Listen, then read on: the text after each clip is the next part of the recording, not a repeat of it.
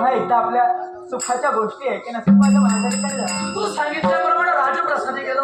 हा राजप्रसादी दादा नव्हता. पदाचे पत्करी मानाचे महानकरी यांच्याकडे कळलं की दादाचं आगमन वहिनीच्या सदनात झालं. हा तिथवरही सोनबद्राची पावलं पडली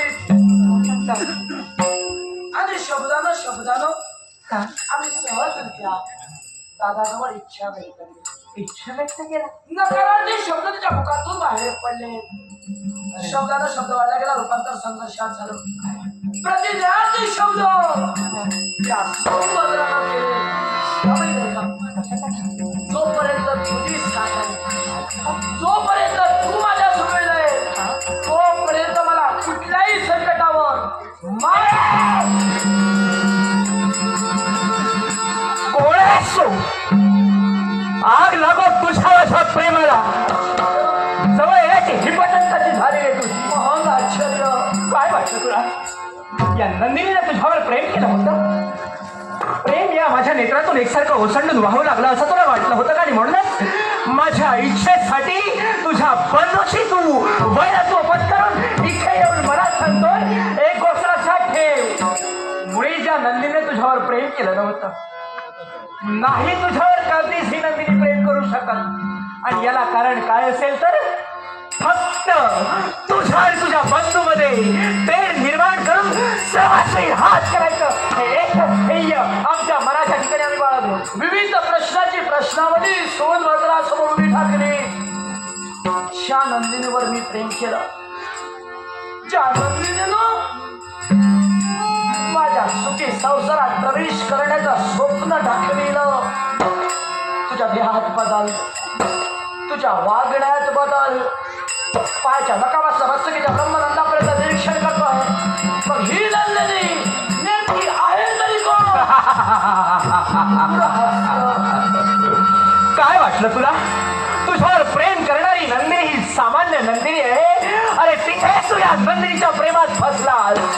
स्त्री ज्याप्रमाणे प्रेमानं लढा लावू शकते ना, तिची इच्छा ज्यावेळी परिपूर्ण होऊ शकत नाही त्यावेळी ती केव्हा एकदा केसाला गळा कापेल हे तुला न कळणार.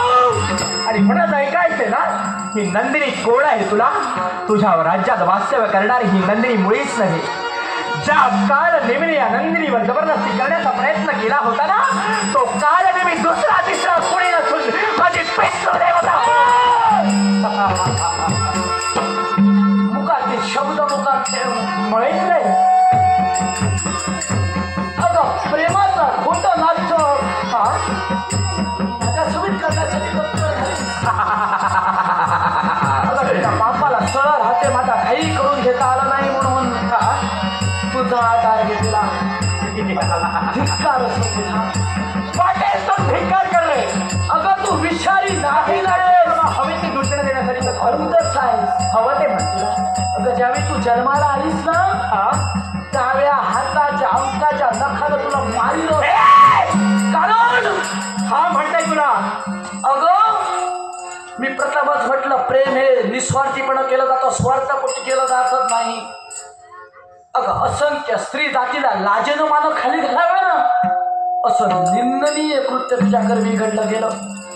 अगं प्रेम या पवित्र शब्दाचा अर्थ तुला कळला असता तर अगोगतीचं कृत्य तुझ्याकडून कधी घडलं नसतं. अरे पण तो नैराच्या वल्गना करतो तो एका स्त्रीच्या बाहुपाशात किंवा प्रेमात फसला हे त्याचं त्याला सुद्धा कळलं नाही. म्हणतात या विश्वाच्या ठिकाणी अगोरी सैतानी राज्यात माझ्या पितृदेवताला प्रस्थापित करण्यासाठी वाटेल तो प्रयास करावा लागला तरी सुद्धा चालेल, पण त्याच मायवी शक्तीला त्याच क्रूरतेला सर्वनाश करेल. एवढं लक्षात ठेव. काय तुझी हिंमत पाहायची तुला.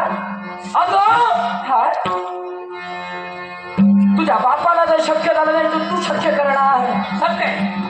अगं एक जन्मच काय, दिलेला 7 जन्म जरी घेतलास ना तरी तू माझा काही करू शकत नाही. फक्त तुझ्या भ्रमाची कल्पना आहे. मला भिंग उघडं पडलं आणि बापाचा वृक्ष या विश्वाचा गायसा करायला मला किती साल